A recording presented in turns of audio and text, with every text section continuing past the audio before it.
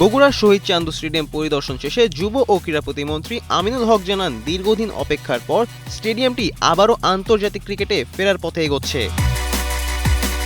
পরিদর্শন শেষে সাংবাদিকদের সঙ্গে আলাপকালে আমিনুল হক জানান, স্টেডিয়ামটিকে আন্তর্জাতিক মানে ফিরিয়ে আনতে প্রয়োজনীয় সব কাজ শীঘ্রই শুরু হবে। জুলাই মাসে উইমেন্স বিপিএল আয়োজনের একটি পরিকল্পনা রয়েছে এবং সেই লক্ষ্যেই প্রস্তুতি নেওয়া হচ্ছে। এছাড়া স্টেডিয়ামের flood light, dressing room, gallery এবং ড্রেনেজ ব্যবস্থা বর্তমানে খুবই খারাপ অবস্থায় রয়েছে।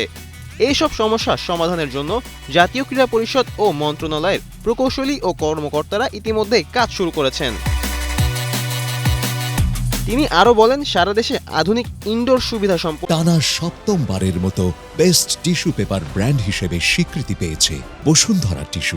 কয়েকটি স্পোর্টস ভিলেজ নির্মাণের পরিকল্পনা রয়েছে, যার মধ্যে রাজশাহী বিভাগে স্পোর্টস ভিলেজটি বগুড়ায় নির্মিত হবে। এমনকি স্টেডিয়ামে দীর্ঘদিন ধরে অব্যবস্থাপনা ও সরঞ্জাম চুরির অভিযোগ সম্পর্কে তিনি জানান, পরিবর্তন একদিনে হবে না, তবে নির্ধারিত সময়ের মধ্যেই শহীদ চান্দু স্টেডিয়াম আবারও আন্তর্জাতিক ক্রিকেট ভেন্যু হিসেবে বিশ্বমঞ্চে ফিরবে, এমনটাই আশা প্রকাশ করছি। ফারদিন রেজা, কালের কণ্ঠ।